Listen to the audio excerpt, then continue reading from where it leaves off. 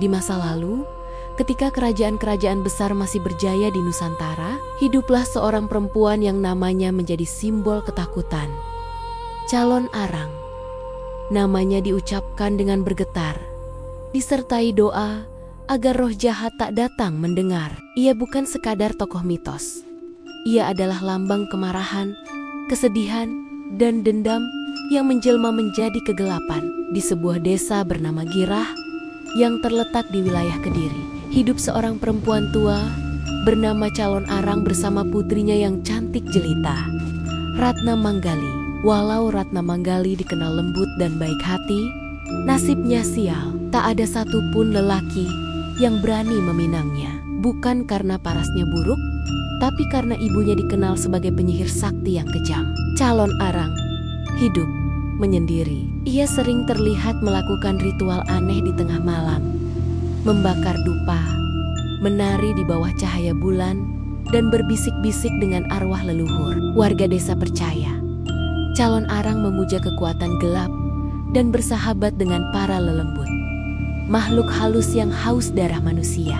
Seiring waktu, reputasinya semakin menyeramkan. Ia dituduh menyebabkan penyakit misterius, gagal panen, dan kematian mendadak yang melanda desa. Tak ada bukti nyata, tapi rasa takut membuat warga yakin semua bencana itu adalah kutukan Calon Arang.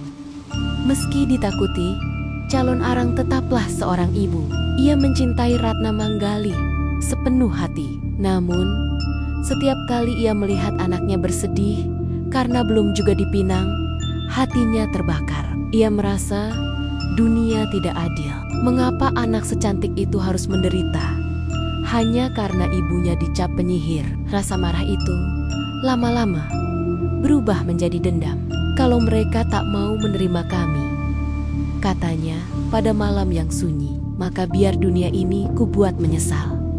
Malam itu, di bawah sinar bulan purnama, Calon Arang memanggil murid-muridnya, Matah Gending, Bahula Sungsang, dan Niluh Lanting. Mereka semua perempuan sakti yang telah lama belajar ilmu hitam darinya. Mereka menari di sekitar api, mengucapkan mantra, dan menebar bunga bangkai di udara. Darah ayam hitam diteteskan ke tanah.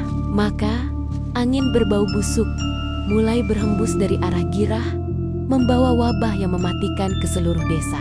Beberapa hari kemudian, penyakit aneh melanda Kediri. Tubuh warga membiru, napas mereka sesak, dan orang-orang meninggal satu persatu. Mayat bergelimpangan, dan tak ada tabib yang bisa menyembuhkan. Raja Airlangga yang berkuasa kala itu pun murka dan cemas. Sang raja memerintahkan para pendeta untuk mencari sumber kutukan. Setelah melakukan tapa dan semedi, mereka semua mendapat penglihatan yang sama. Wabah berasal dari ilmu hitam Calon Arang.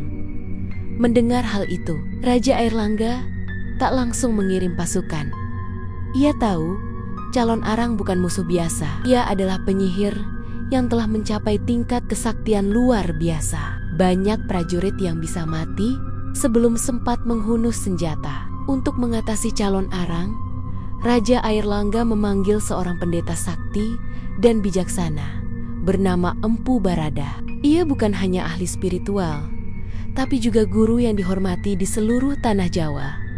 Empu Barada tahu melawan Calon Arang dengan kekerasan hanya akan memperbesar bencana. Ia memilih jalan kecerdikan dan kasih. Ia menyusun rencana, mengutus muridnya, Empu Bahula, untuk menikahi Ratna Manggali. Dengan begitu, mereka bisa mendekati Calon Arang tanpa menimbulkan kecurigaan. Empu Bahula melaksanakan tugas itu dengan ikhlas. Ketika ia pertama kali melihat Ratna Manggali, hatinya benar-benar terpikat. Ratna pun jatuh cinta kepadanya.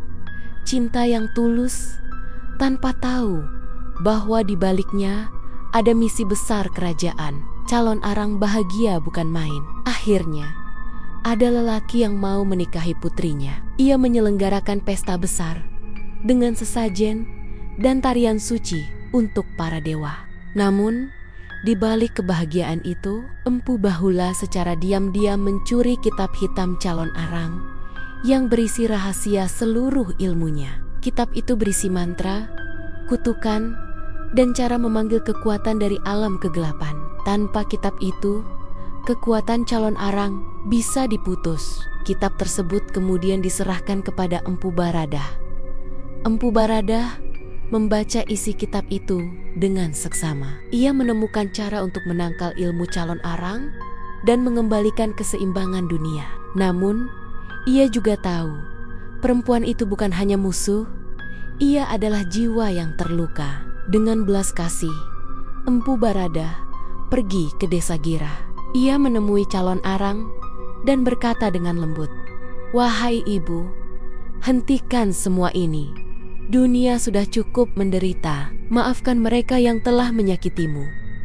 Namun calon arang hanya tertawa keras. "Hahaha, kau datang membawa kata-kata suci? Dunia ini tak punya belas kasih untukku dan anakku. Sekarang mereka harus merasakan rasa sakit yang sama." Ia mengangkat tangannya ke langit, dan badai hitam pun muncul. Api membakar tanah, angin memporak-porandakan desa. Empu Baradah segera membacakan mantra suci. Langit berubah terang, dan pertarungan pun dimulai. Petir menyambar, tanah bergetar. Dua kekuatan besar, hitam dan putih, amarah dan kasih, saling berbenturan di udara. Pertempuran itu berlangsung lama, hingga akhirnya calon arang roboh ke tanah, kehabisan tenaga. Ketika napasnya tinggal satu-satu, Empu Baradah mendekat dan membisikkan mantra pembersih jiwa. Tiba-tiba, wajah calon arang yang penuh amarah berubah tenang. Air mata mengalir di pipinya. Ia berbisik pelan, "Baradah, aku hanya ingin anakku bahagia, tapi dunia terlalu kejam padaku." Empu Baradah menunduk sedih.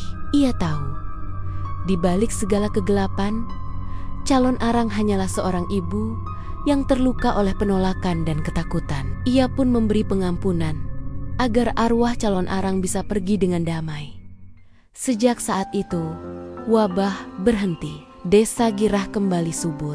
Tapi kisah tentang calon arang tetap hidup, diwariskan dari generasi ke generasi sebagai peringatan tentang kekuatan dendam dan kasih seorang ibu. Kisah calon arang bukan sekadar cerita horor atau mitos kuno. Ia menyimpan pesan moral yang dalam, bahwa kebencian yang dibiarkan tumbuh bisa menghancurkan dunia, sedangkan cinta dan pengampunan bisa memulihkan segalanya.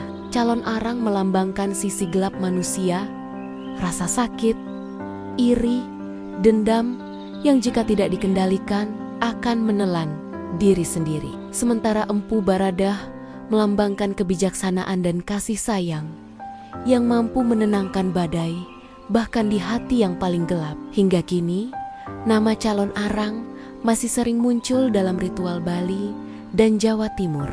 Tarian calon arang masih dipentaskan di Bali sebagai simbol pertempuran abadi antara Rangda sang ratu iblis dan Barong simbol kebaikan dan keseimbangan. Dalam setiap pementasan itu, saat topeng Rangda muncul dengan mata melotot dan rambut menjuntai, penonton tahu roh calon arang masih menari di antara api dan dupa, menatap dunia dengan mata penuh rahasia.